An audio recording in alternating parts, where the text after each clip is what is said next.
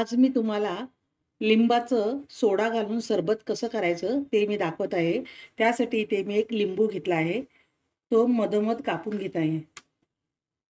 इथे मी 2 ग्लास घेतलेले आहे आणि अर्धा लिंबू मी याच्यात ठेवलेला आहे.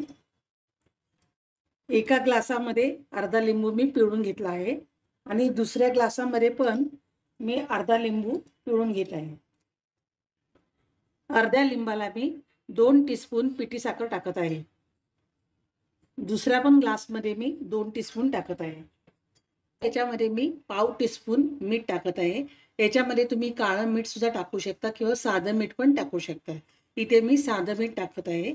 दुसऱ्या पण ग्लासामध्ये टाकून घेत आहे. याच्यामध्ये बर्फाचे तुकडे टाकत आहे. इथे मी सोडा वॉटर घेतलेला आहे. ते मी ह्या लेमनच्या ज्यूसमध्ये टाकणार आहे.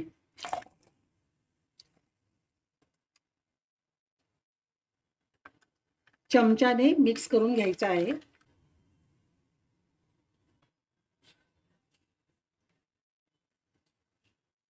लेमन सोडा वॉटर तयार आहे.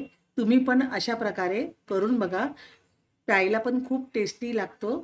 तुम्ही उन्हाळ्याच्या दिवसामध्ये हे ड्रिंक तुम्ही घरच्या घरी तयार करू शकता.